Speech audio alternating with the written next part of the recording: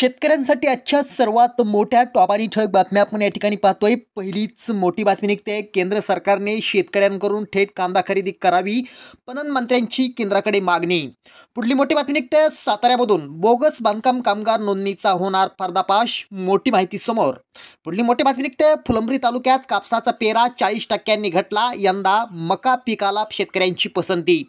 पुढली मोठी बातमी निघते. विदर्भात मुसळधार पावसाचा हाहाकार, रस्ते बंद, शाळांना सुट्टी. पुढली मोठी बातमी निघते. लाडकी बहीण योजना पोर्टल बंद, नव्याने पात्र महिला वंचित. पुढली मोठी बातमी निघते. अमरावतीत पीक कर्जासाठी 35% शेतकरी ठरले पात्र, शेतकरी मात्र हातबाल. पुढली मोठी बातमी निघते. थकीत पीक विम्याबाबत आमदार मोहिते पाटलांचा प्रश्न, भरपाई लवकर देण्याचे कृषी मंत्र्यांचे आश्वासन.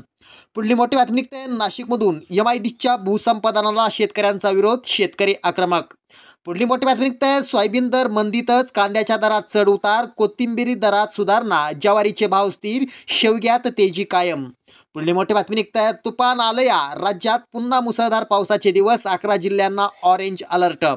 पुढली मोठी बातमी निघते. पवनचक्की कंपनीच्या ठेकेदाराकडून शेतकऱ्यांची 45 लाख रुपयांची फसवणूक, धाराशिवमध्ये शेतकऱ्यांचा मरण उपोषण.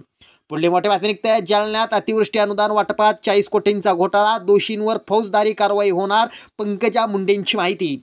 पुढली मोठी बातमी निघते. पीक विमा वितरणाचा GR आला, शेतकऱ्यांच्या खात्यात जमा होणार पैसे, शेतकऱ्यांना दिलासा. शेतकऱ्यांसाठी या होत्या सर्वात मोठ्या टॉप आणि ठळक बातम्या. धन्यवाद.